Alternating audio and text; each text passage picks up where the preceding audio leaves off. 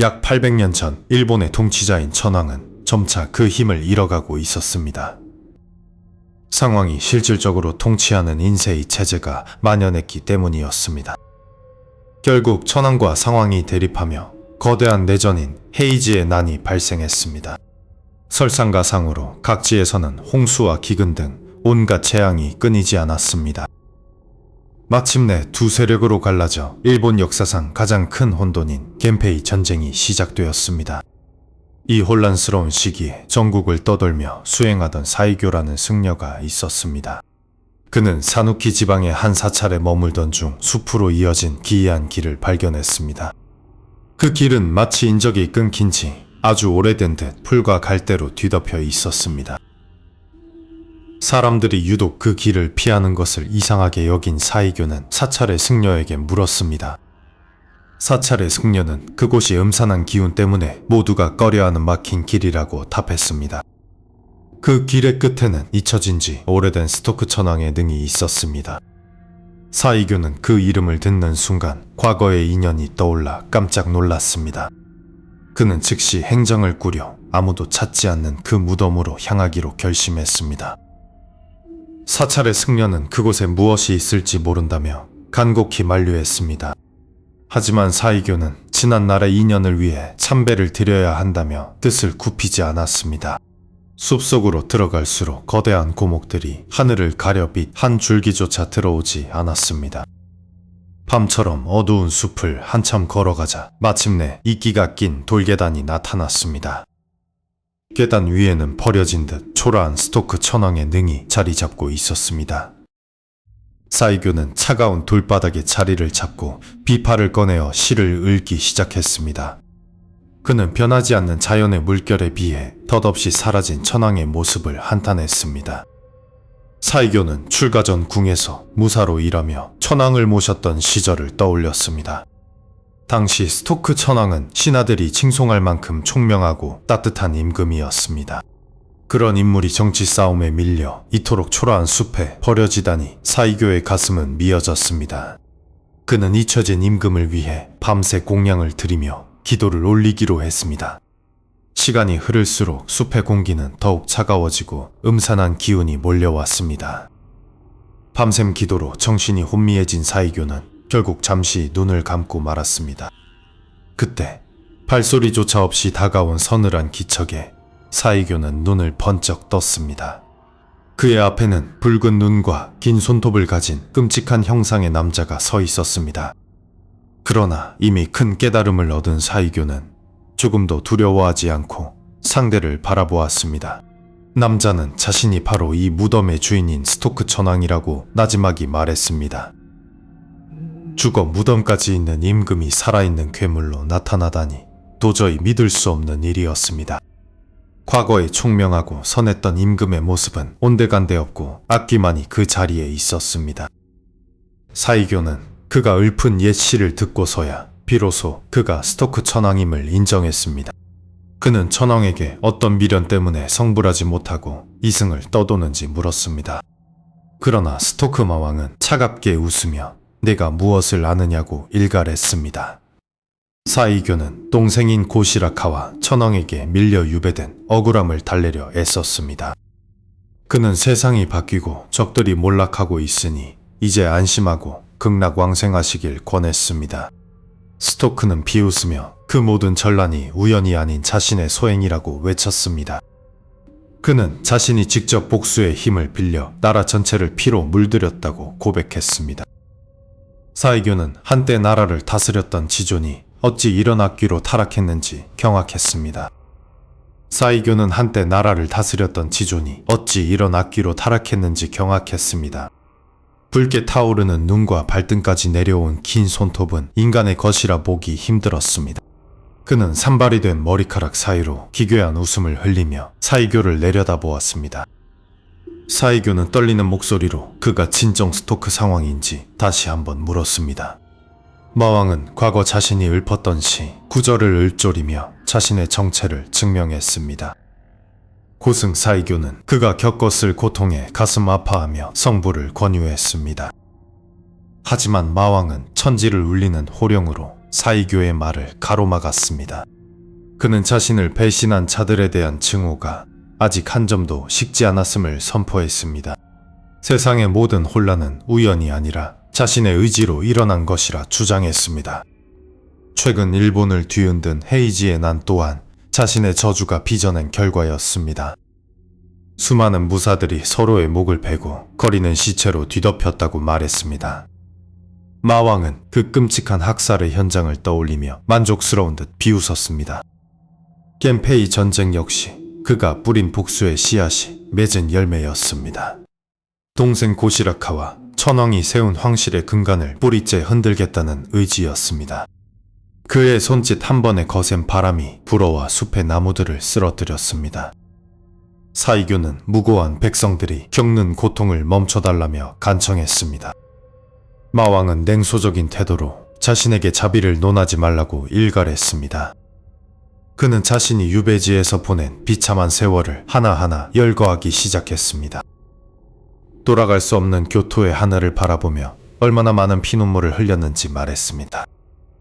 밤마다 신들에게 기도한 것은 오직 원수들의 파멸뿐이었다고 고백했습니다. 마왕의 그림자가 점점 커지며 숲 전체를 뒤덮기 시작했습니다. 그는 자신이 이제 인간의 법도와 신의 섭리를 초월한 존재임을 과시했습니다. 사이교가 믿는 부처의 가르침조차 자신을 구원할 수 없었다며 비웃었습니다. 사이교는 필사적으로 연부를 외우며 마왕의 살기를 견뎌냈습니다. 마왕은 과거 자신을 모셨던 사이교에게 특별한 제안을 하듯 다가왔습니다. 그는 자신이 왜 마왕이 될 수밖에 없었는지 그 비극적인 근원을 들려주겠다고 했습니다. 그것은 아버지를 아버지라 부르지 못한 한 아이의 이야기로 시작되었습니다. 도바 천왕이 자신을 향해 보내던 그 차가운 멸시의 시선을 잊지 못한다고 했습니다. 태생부터 축복받지 못한 자신의 존재가 황실의 수치였다고 덧붙였습니다. 마왕의 목소리에는 분노뿐만 아니라 깊은 슬픔이 서려 있었습니다. 그는 자신이 일으킨 불길 속에서 고통받는 자들의 비명이 즐겁다고 했습니다. 일본 전체를 아비규환의 지옥으로 만드는 것이 자신의 유일한 목표임을 확인했습니다. 마왕의 등 뒤로 거대한 까마귀 깃털 같은 날개가 돋아나기 시작했습니다.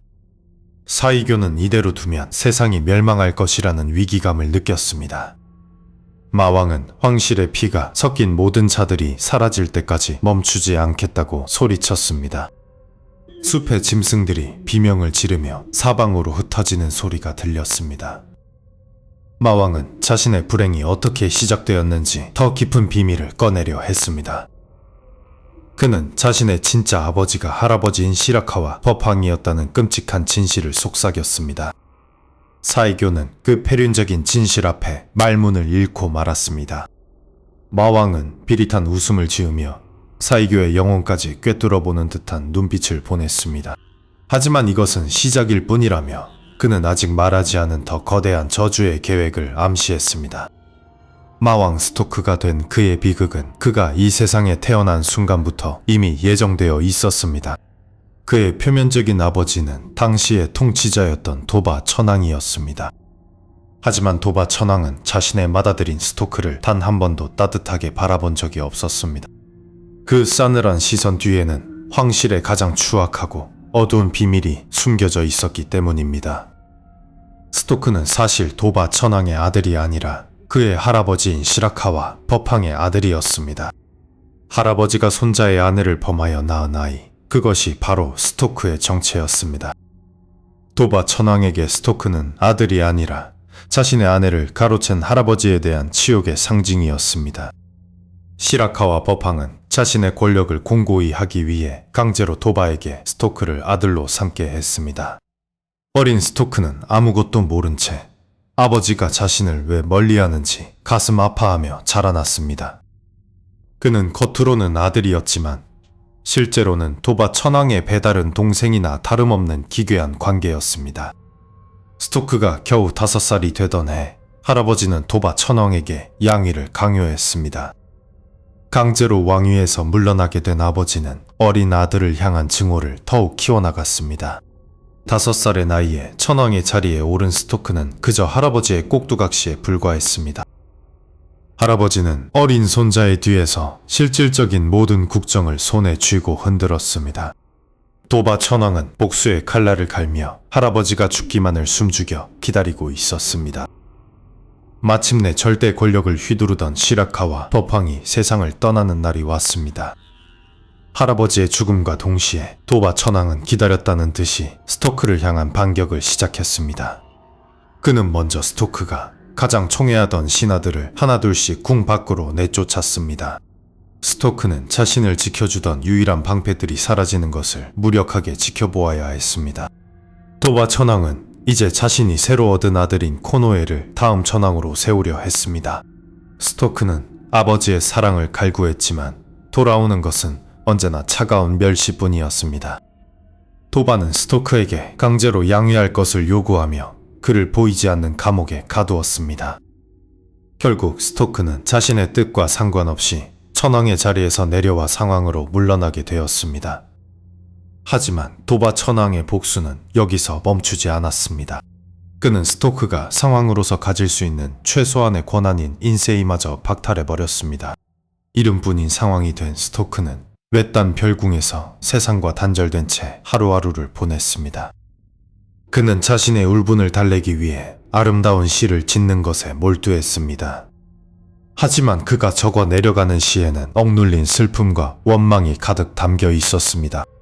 그러던 중 병약했던 어린 천왕 코노에가 갑작스럽게 세상을 떠나는 사건이 발생했습니다.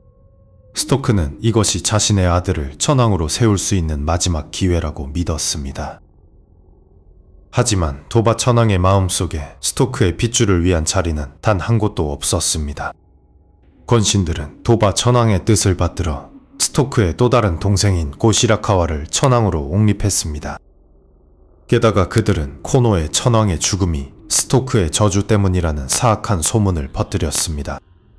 아버지는 그 거짓된 소문을 이용해 스토크를 완전히 파멸시키기로 결심했습니다. 자신의 아들도 자신의 자리도 모두 빼앗긴 스토크의 마음속엔 이제 차가운 얼음이 얼어붙기 시작했습니다.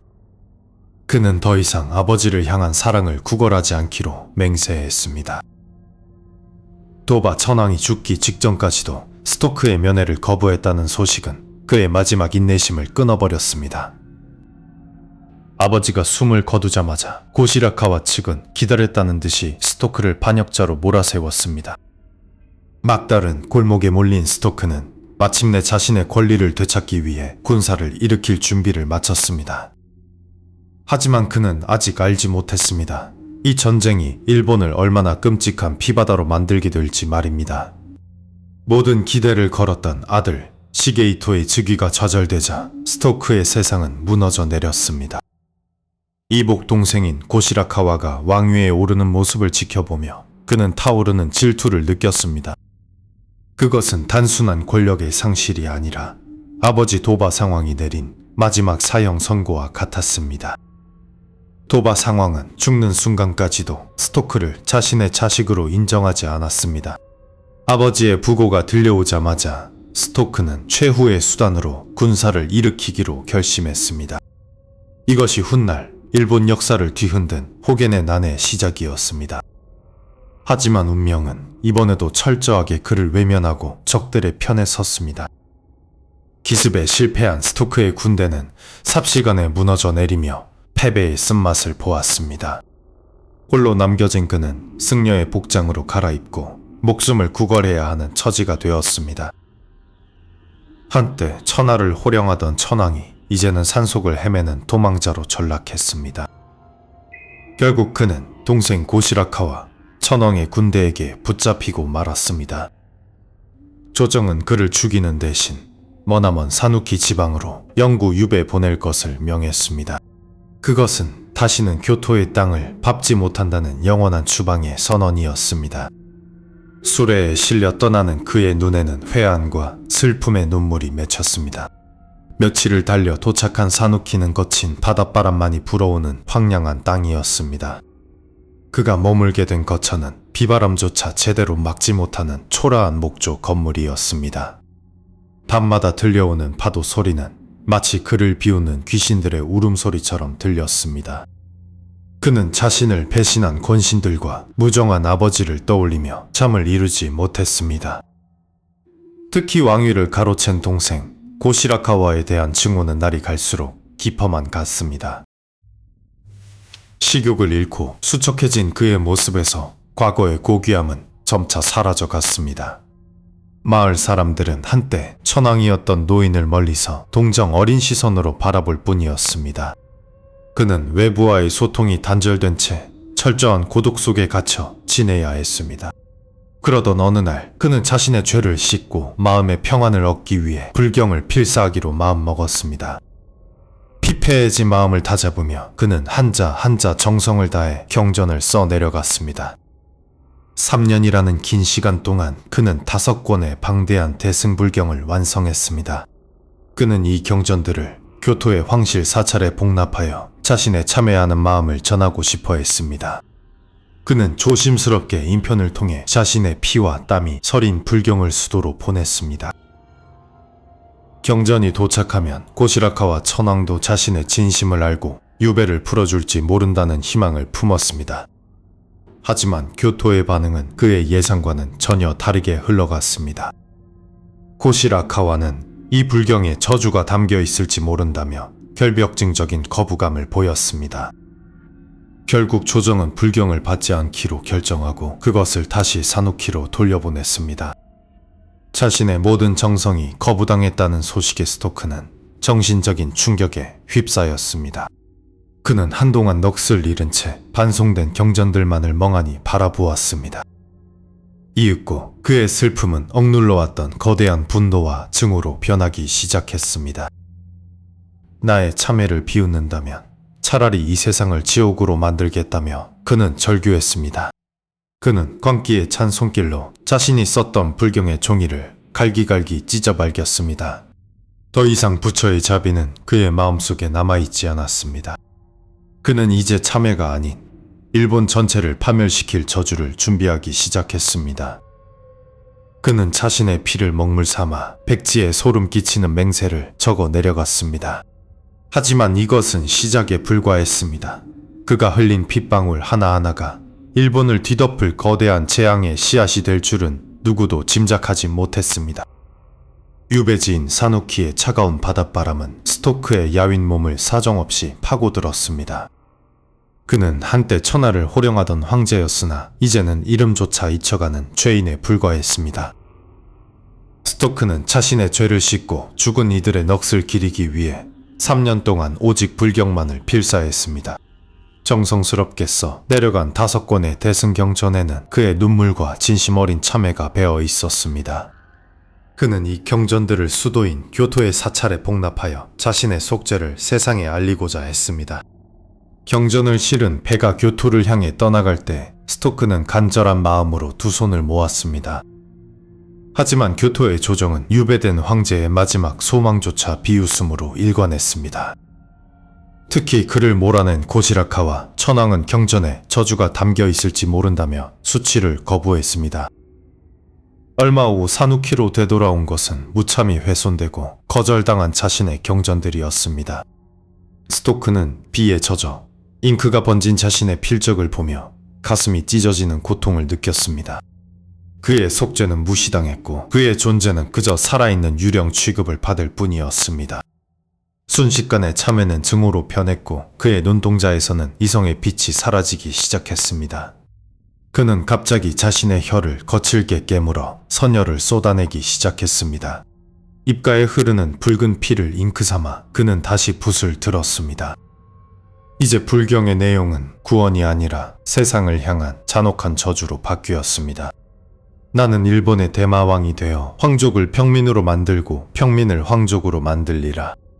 스토크는 머리카락도 손톱도 자르지 않은 채 오직 원한만을 먹으며 불경을 썼습니다. 그의 손끝이 지나갈 때마다 종이는 검붉은 원한의 기운으로 물들어갔습니다.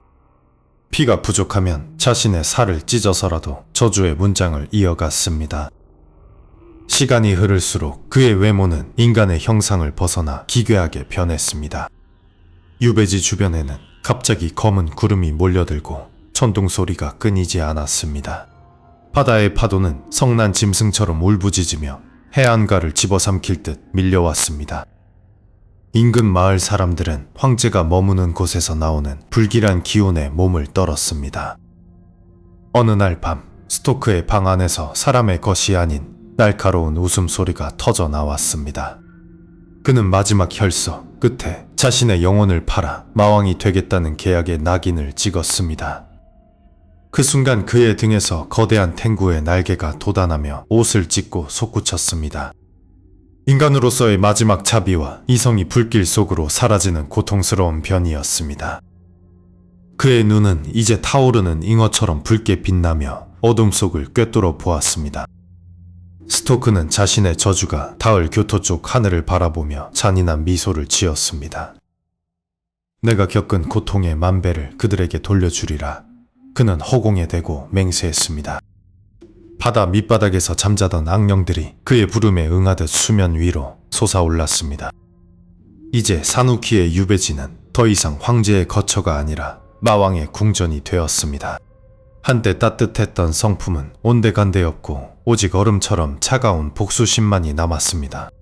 그는 자신의 피로 쓴 경전을 소중히 품으며 그 안에 담긴 재앙들을 하나씩 깨웠습니다. 교토의 점성술사들은 하늘의 별이 불길한 궤도를 그리자 불길한 예감에 사로잡혔습니다.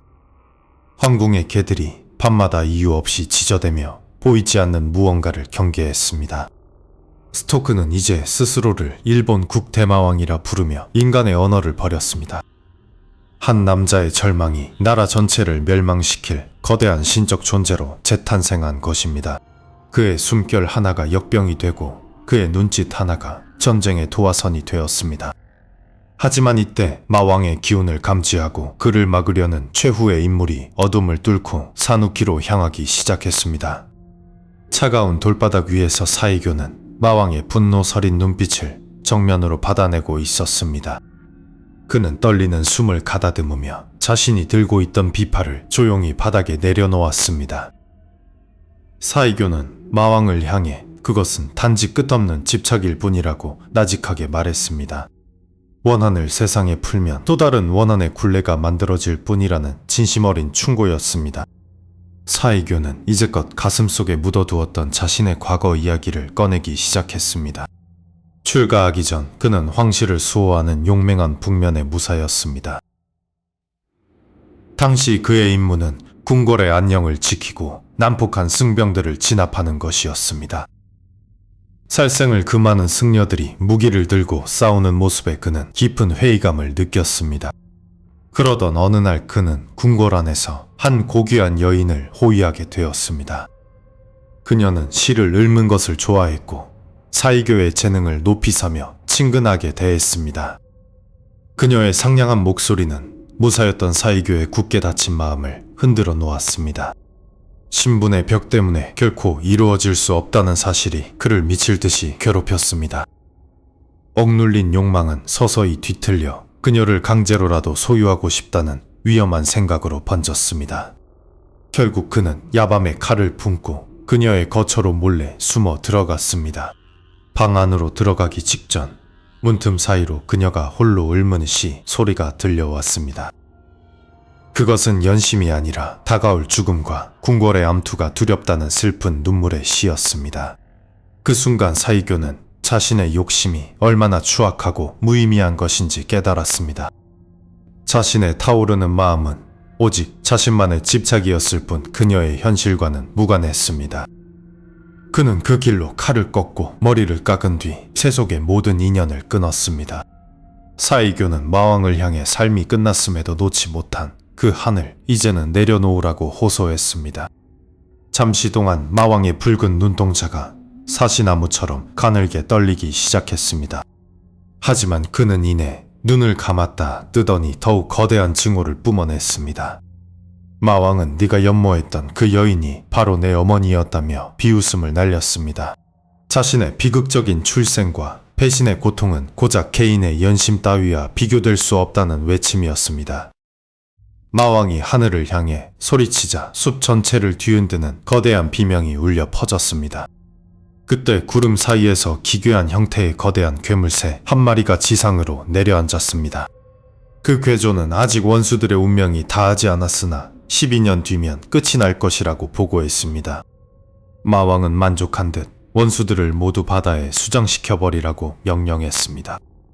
괴조는 다시 한번 날카로운 비명을 지르더니 어두운 밤하늘 속으로 사라졌습니다. 마왕은 사이교를 보며 내 놈은 살아서 내가 세상을 어떻게 바로잡는지 똑똑히 지켜보라고 말했습니다. 말이 끝나자마자 마왕의 형체는 기괴한 웃음소리와 함께 연기처럼 흩어져 사라졌습니다. 숲에는 다시 무거운 정적이 찾아왔고 사이교는 홀로 남겨진 채 쏟아지는 빗줄기를 맞았습니다. 그는 떨리는 목소리로 스토크 천왕이 예전에 읊었던 시를 다시 한번 조용히 암송했습니다. 변하지 않는 파도처럼 당신의 원한도 결국 이 세상을 삼켜버릴 것이냐며 그는 탄식했습니다. 사이교는 마왕의 예언이 단순한 광기가 아니라 피할 수 없는 현실임을 직감했습니다. 숲을 빠져나가는 그의 등 뒤로 보이지 않는 원령들의 흐느낌이 바람을 타고 들려왔습니다. 이미 주사위는 던져졌고 일본의 운명은 거대한 전란의 구렁텅이로 질주하기 시작했습니다. 고시라카와 황실을 향한 마왕의 저주는 이미 실체를 갖추어 세상으로 뻗어나갔습니다. 사이교는 자신이 본 것을 세상에 알려야 할지 고민하며 무거운 발걸음을 옮겼습니다. 하지만 이때 마왕이 언급한 12년의 카운트다운이 시작되었음을 알리는 첫 번째 징조가 교토 한복판에서 나타나기 시작했습니다. 12년의 카운트다운을 알리는 첫 번째 불길이 교토의 하늘을 붉게 물들이기 시작했습니다. 귀족들은 난데없는 화마에 비명을 지르며 황궁 밖으로 쏟아져 나왔습니다. 사이교는 숲속에서 들려오는 마왕의 비웃음 소리에 온몸에 소름이 돋는 것을 느꼈습니다. 스토크 마왕은 피로 쓴 저주의 불경을 하나하나 현실로 불러내기 시작했습니다. 얼마 지나지 않아 지쇼 주에이의 난이라 불리는 거대한 내전의 소용돌이가 일본 전역을 휩쓸었습니다. 화려했던 헤이안의 문화는 무사들의 칼날 아래 무참히 짓밟히고 파괴되었습니다. 황실의 권위는 바닥으로 떨어졌고 천황은 실권 없는 허수아비로 전락하고 말았습니다. 미나모토노 요리토모가 가마쿠라에 막부를 세우며 진정한 무신의 시대가 도래했습니다. 이것은 스토크가 선언했던 천황을 백성으로 만들고 백성을 천황으로 만들겠다는 약속의 실현이었습니다. 권력을 잃은 귀족들은 농사를 짓거나 길거리에서 구걸을 해야 하는 처지가 되었습니다. 사이교는 무너져가는 세상을 바라보며 마왕의 저주가 얼마나 깊은지 다시 한번 깨달았습니다. 스토크의 원령은 여기서 멈추지 않고 황실의 대를 이을 황자들에게 끊임없는 재앙을 내렸습니다. 원인을 알 수 없는 병이 황궁을 휩쓸었고 후계자들은 의문스러운 죽음을 맞이했습니다. 당황한 황실은 스토크의 노여움을 풀기 위해 그에게 천황의 칭호를 사후에 복권시켰습니다. 하지만 사누키 땅의 차가운 흙 아래 잠든 마왕은 그런 형식적인 사과에 코웃음을 쳤습니다. 일본의 무신 정권은 이후 700년 동안이나 지속되며 피비린내 나는 전쟁을 반복했습니다. 사람들은 밤마다 교토 상공을 날아다니는 거대한 황금 독수리의 환영을 목격했다고 전했습니다. 그 새가 날개를 칠 때마다 도심에는 알 수 없는 전염병과 대화재가 발생했습니다. 시간이 흘러 에도 시대가 끝나고 메이지 유신이 일어날 때까지 스토크의 공포는 사라지지 않았습니다. 메이지 천황은 즉위식 직전 사절단을 사누키로 보내 스토크의 원령을 교토로 정중히 모셔왔습니다. 그를 위해 세워진 것이 바로 오늘날 교토의 시라미네 신궁입니다. 마왕의 분노를 달래기 위해 일본의 가장 높은 자가 무릎을 굽힌 역사적인 순간이었습니다. 하지만 신궁의 깊은 숲 한 구석에서는 여전히 차가운 한기가 뿜어져 나온다고 합니다. 비 오는 날이면 낡은 비단 자락을 끄는 소리가 들린다는 괴담이 여전히 전해집니다. 스토크 천황은 단순한 전설이 아닌 일본인들의 마음속에 깊이 박힌 근원적인 두려움의 상징입니다. 그는 한때 시를 사랑하고 평화를 꿈꿨던 평범한 인간이었습니다. 배신과 외로움이 그를 얼마나 깊은 어둠으로 몰아넣었는지 우리는 감히 상상할 수 없습니다. 사이교는 생의 마지막 순간까지 스토크를 위해 불경을 외우며 그의 넋을 기렸습니다. 미움은 결국 미움을 낳고 저주는 세상을 병들게 한다는 교훈을 그는 온몸으로 보여주었습니다. 오늘날에도 일본의 정치가나 권력자들은 중요한 결정을 내리기 전 그의 사당을 찾기도 합니다. 혹시라도 마왕의 잠을 깨우는 무례를 범하지 않기 위해서 말입니다. 스토크의 저주는 끝난 것이 아니라 단지 신사라는 거대한 감옥 속에 봉인되어 있을 뿐입니다. 일본의 3대 원령 중에서도 가장 강력하다는 그의 이름은 여전히 사람들의 등골을 서늘하게 만듭니다. 억울함으로 점철된 그의 삶은 결국 일본이라는 나라의 운명 자체를 바꾸어 놓았습니다. 이제 대마왕이 된 천황의 길었던 분노의 이야기는 여기서 멈추려 합니다. 역사는 승자의 기록이지만 원하는 패자의 피로 쓰여 영원히 지워지지 않습니다. 스토크의 영혼이 부디 신사의 고요함 속에서 영원한 안식을 찾았기를 바랍니다. 하지만 세상에 불의가 가득 차고 억울한 눈물이 넘쳐날 때 마왕은 다시 눈을 뜰지도 모릅니다. 이것으로 일본 최악의 원령 스토크 천왕의 비극적인 연대기를 모두 마칩니다. 어둠 속의 진실을 마주한 당신에게 평온한 밤이 깃들기를 기원합니다.